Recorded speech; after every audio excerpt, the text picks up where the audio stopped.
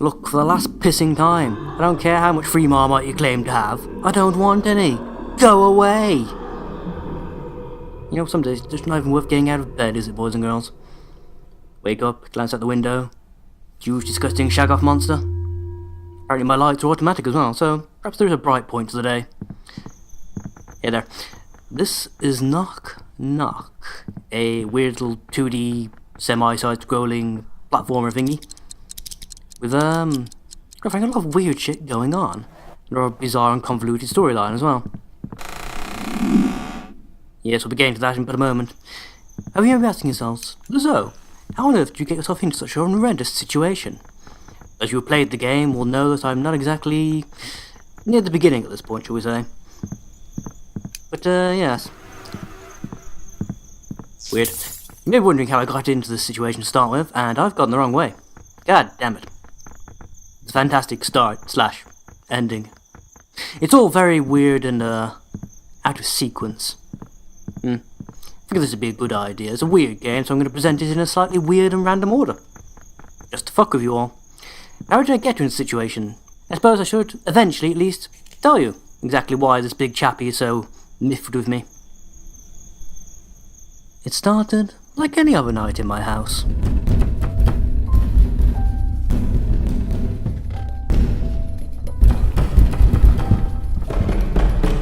My God, it's like looking into a mirror.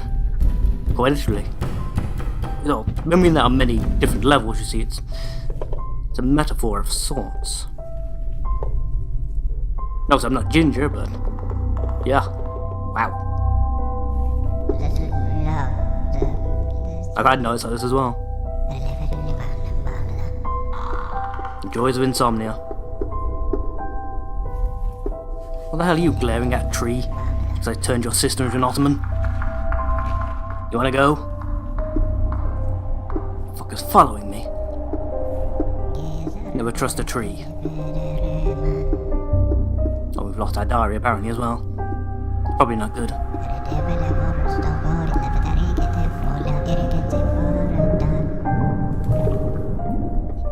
Again, not too dissimilar from my own experiences.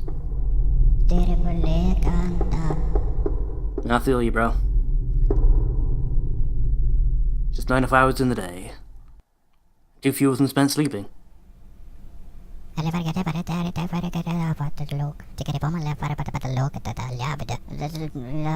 Again, can very much sympathise, mate. Got a pounding headache myself at the moment. I was taking a few paracetamol and stuff for it. No real poison, not going to help, but you know, man can dream, right? Welcome. Just can't fall asleep. Then in the dark, I keep seeing some strange thing. By morning, the nightmare's always gone, though. How much longer till sunrise? Again, same experience by myself. It's usually my cat dicking around and everyone trying to fuck with me. Yes, you little three-legged twat. You ignored me. Anywho. Come to the main mechanic of the game. Fixing lights. Isaac Clarke would be proud.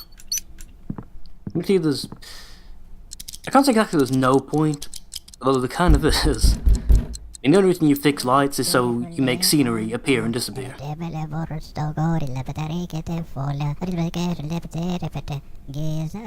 Yeah, something is very wrong. Each time in these little house sections you'll have to find one of those clocks to advance time. During the actual enemy level kind of things, time will advance by itself. Yeah, that's pretty much what he said. Each time you find one of those clocks, the day advances. A little bit. Well, the night, should I say more accurately. It's still pitch dark outside. More or less. Even this cabin in the woods. Oh, this cabin's in the woods. We seem to have found ourselves in. That's a joke about 50 people in the entire world are gonna get. Yeah. Once I get into a proper level, you'll see what I mean about, you know, the repairing of the lights being semi-pointless. Knocking came from here. How did I manage to unbolt it and not lock it again? It's frightening to go out at night, but I have to check, just to make sure it's just the wind. Yeah, it's probably no good idea to go out there. But just stop in here, turn on the lights, pretend to have guests, something like that. No, I don't think it's really going to fool anyone though. I don't think the animation changes between light and dark. I didn't open this door. No one is alive out there, but who could have snuck in? And no one whose mind could have called me outside. The only path out there is the one that goes around my house. Right now I can go out there and check if there aren't any new ones. You're taking you in a wood, so any place you walk is by definition a path. Just, it's gravel line, perhaps. That is different. Since I played this opening sequence before, or you have to go up twice and then left. But that counts for most of the levels, come to think of it. Just keep going left and tap up, usually twice, maybe 3 times. That basically does it. Okay, now we get into the meat of the game. These are the actual, the challenge bits, the actual gameplay. You've got the option of hiding, although you'll never ever use it.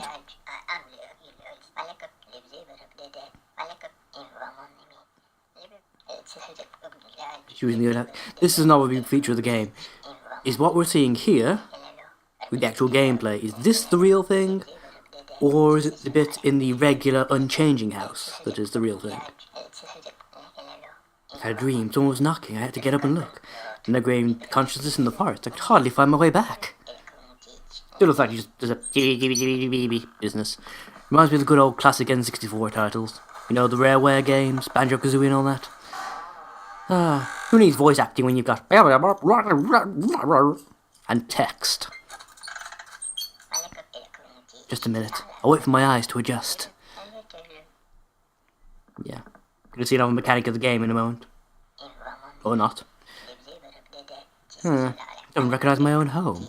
Why is it so empty? It's probably just my eyes are going bad. My eyesight's been getting worse and worse after dark. Not enough carrots, mate. Either that or you're eating a lot of them, it's all going straight to your hair. Doesn't matter, only just stay awake for just a little bit longer. Daybreak is round the corner. And there are eyes on my ceiling, I won't just notice that. Very strange. There's all strange things going on. Drawings of monsters in the bedroom, eyes on the ceiling in this, whatever room this is. During my nightly rounds, it's vital to turn on the light in each room just a little while. It's the only way to put everything back in order. If it ever actually lets me get around to showing you the mechanic, I'll explain further. Scientifically proven fact, if the home is kept in order, then the nightmares will go away. Except it doesn't. That sort of implies if I fill all the rooms, the monsters will go away, except they don't. They keep spawning regardless. The only way I've found to keep their spawn rate down is to make sure the lights are turned off as much as possible. And that, I don't think, is ever announced anywhere, really. I thought it might be. There's a line somewhere that says something along the lines of him being concerned or worried if the lights are left on. Could you so interpret the monsters are actually his subconscious worries, I suppose. Something's wrong with my head, I'm still half asleep. Yeah. The more times you sort of walk in and out of rooms, the more stuff will appear in them. Should be able to demonstrate that pretty shortly, actually. Or is that not until one of the later levels where he starts doing that? Yeah. It's a weird egg time motif that disappears after the first level as well. Well, I've sorted it out down here, now to get going. Only it's best to turn off the light when I leave, otherwise I'll worry. Yeah, there it is. When the windows are brightly lit, I feel someone's penetrating gaze watching me from the outside. You not just draw the curtains. Fuck, that was unnecessary. Turned out to be nothing. Daybreak is very close now. I just need to survive until dawn. It's not close. We haven't even gone halfway through the night yet. That's an old-faced lie. As is the idea that we've filled out the bottom room, we haven't. You have to do each room at least twice to completely fill it. And also, that happens quite a lot. Whatever that happens, open the fucking door as fast as you god well can. Just trust me on that. I mean, ladders are actually your best friend during this game. I might or might not get a chance to show you why. But yeah, at all times, try and make sure that all the doors are open. Oh good. Fuck, it's hawking at the door again. Go away! I don't want your new book. But yeah. Monster spawn rate drops if you turn the lights off or have them on for very little time. I'm sort of tempting fate by leaving that light in the main room on, to be quite frank. But eventually, at least, things should be okay. Right then, it was inside. Wait there. I have no idea what you're talking about, but it sounds delightful. Yeah. In fact, you can sort of corral monsters to certain areas of the house by purposely leaving lights on like one floor kind of thing. You're not going to investigate that floor ever again. You can like leave the light on up there and it'll draw monsters to it. You have to hide. I don't know why we have to hide right now. Except you don't, and there's nothing in this room to hide behind anyway. Because not all of the rooms actually spawn anything. Which is very disappointing. There are some rooms that spawn stuff for you to hide behind. There are some rooms that spawn... Knows where you are. Like fuck does it. I'm a goddamn stealth ninja. So that one light I probably should turn off before it comes to get me. Ah, fuck, that thing. Yeah, these things also draw monsters. At least what I've found out anyway. There is another purpose to them, but I don't know. I can't be sure if it's a real thing or something that the developers have put in there to troll me. Not me specifically, perhaps, but you know, people playing this in general. Against one of my own cardinal rules, I looked into the achievements of this game, and there's something about those eyeballs. I'll investigate later. Just need to remember to turn off the light when I go. I'll never know there's someone at home then. Yeah, again, reinforcing the point you need to have... Actually, I don't even know his name, come to think of it. Over the ginger Arthur Daly. Need to have him in the dark as much as possible. Again, it's sort of like what Amnesia did with, not letting you look at the monster kind of thing. Keeps the fear there if you have a physical reason you can't make things, you know, brightly lit and obvious. Come on, come on, come on. What else we got? What you got? Oh dear. Forget we ever saw it. That seems to be my basic idea. And that's what I'm sticking with. It's almost finished the level, we haven't spawned a single monster yet. It has a lot of weird noises and hawking pranking us through the door, but other than that, we seem to be generally okay. Don't do this. I didn't even get to explore the entire house, god damn it. That was actually rather abrupt. That's the fastest I've ever gone through a single level. Hide and seek in the dark. This is a test of courage, so you shouldn't really hide when you play. Just try to play fair and wait for the game to end. If the seeker sees that someone is hiding, everything will start from the beginning again. The key is, you have to guess how the seeker interprets the game. So if he says to someone, "You're hiding," well, that person is standing in the open, then it's not about being seen or not.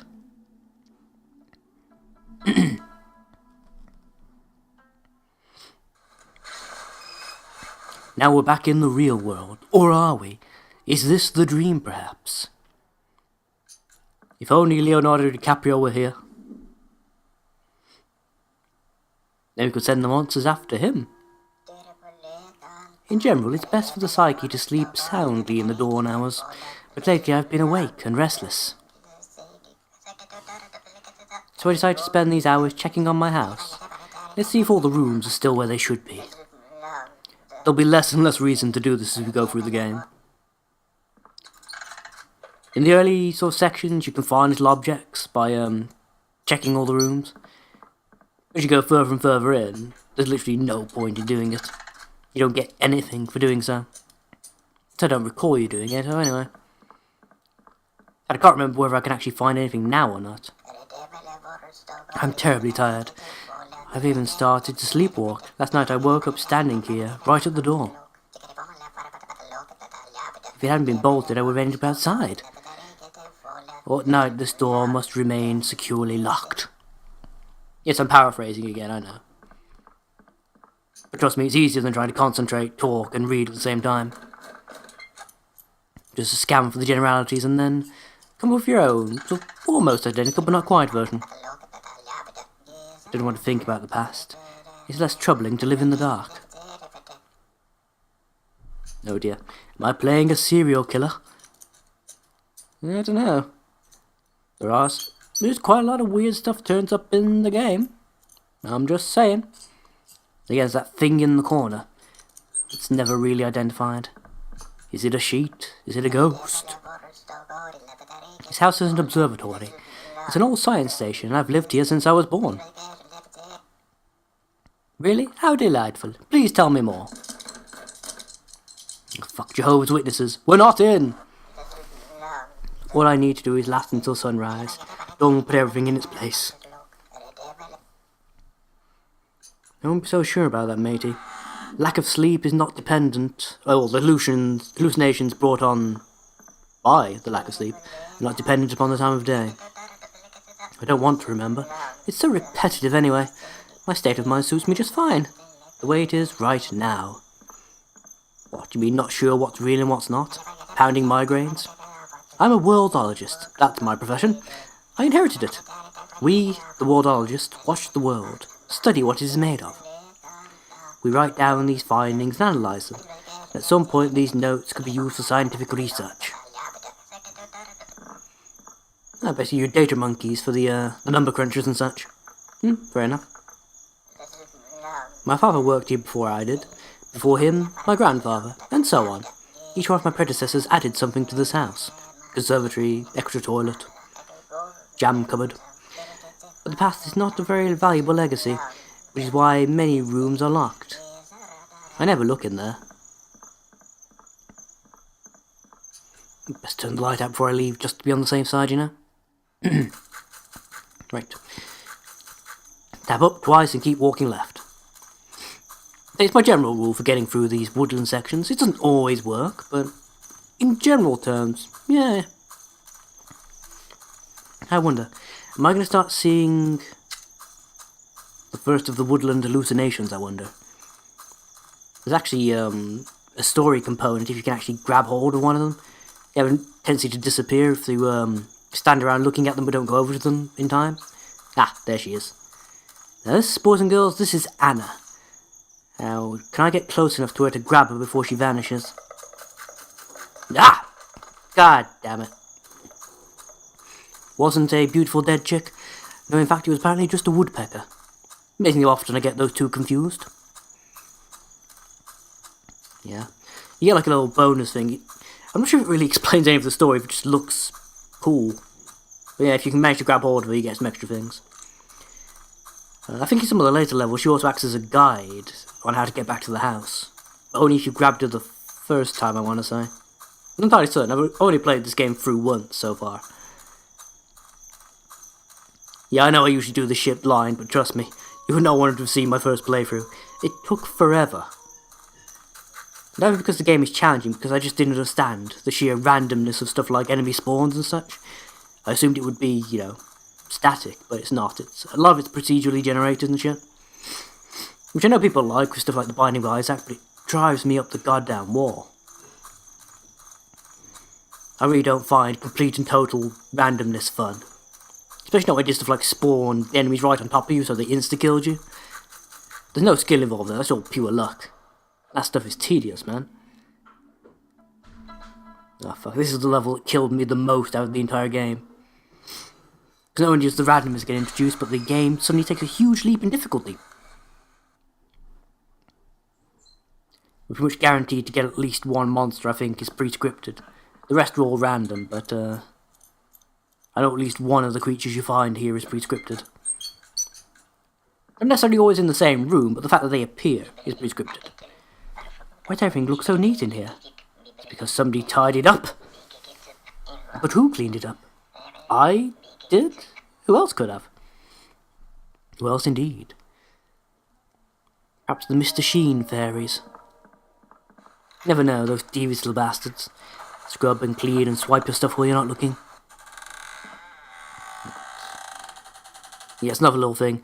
If you walk sort of slightly out of the door and then immediately back in, you can trigger this secondary room item spawning thing. It's not always necessary. There's some items in the room that are hiding points that spawn right away. But they're a fair deal that spawn only on the second time. Again, I don't know why I'm bothering to tell you, as I should be able to show you at least once. You don't really need the hiding points, and the hiding points are pretty crap as is. You can only use them once or twice before they become completely invalid and no longer work. and enemies will see you regardless of whether you're hiding or not. In general, I need to fill some rooms with something. Yeah, basically what I'm saying here. Make sure you've got some hiding points by turning on the lights to do this shit. Well, that said, if you don't turn on the lights, the enemy spawn rate is a lot lower, so... Why am I doing all this? Maybe it's not even necessary. I forgot something very important. Something that I shouldn't even try to remember. Sounds suspicious. Last time I was playing a guy who had forgotten something important that he probably should and at the same time shouldn't remember. It ended just swimmingly. Didn't it, Mr. Sunderland? Oh fuck. Speaking of Silent Hill. Not going in that room. Yeah. Those things are really annoying. They're static enemies, they don't ever move. But you can end up getting chased into them by the enemies that do move. And they take a small chunk of your sanity off. You gonna fuck off yet? Nope. You can make them disappear by turning on the light, but you still take a chunk of damage for sanity if you do. That is more annoying than anything else. I don't think the lightning flash thing has ever had an actual point to it. In either of the 2 playthroughs I've done of this game so far. See, that... Oh, fuck you, right. No, box, I'm gonna get rid of you. Just to be on the safe side. Doesn't cause that much damage to do so. Again, perhaps in another level I'll see if what I've heard about those guys is true. The general idea is, from what I gather, that you can actually use them as doorways of sorts. I don't know where they go to, but apparently you can do that. I am semi-curious to see if that's true or just people messing with me. Nope, because I don't need to. Oh, hello. Time advancement. Nice. Now again, these are random, like pretty much everything else in the house. It's actually possible to get them spawn in like 3 rooms, one after the other, and just end the night within seconds. Advancing through the game as fast as you can is not necessarily a good thing, however. It can cause you some issues, like there's lots of different bits and pieces that again appear randomly. That appear in the different house builds. Some of it's story related, some of it's just achievement stuff. But you'll never know unless you actually explore the house properly, which obviously you can't do if you advance through the night too fast. Well, tough Hawking. I'm not home. Go away. Oh fuck. There we go. There's one of the moving enemies. Almost walked straight into her. And we did sort of get an example of what I was talking about with the ladders there. Trying to get a view of her by turning the view in and out. Not really working. Yeah. But yeah. You can dodge the moving enemies by being on a ladder. And right then, it was inside. Yeah, so you said. Oh fuck. That's a static enemy. Shouldn't have panicked. Who just sighed? Is someone here? We've seen like 3 or 4 enemies. You've only just noticed, dude? But yeah.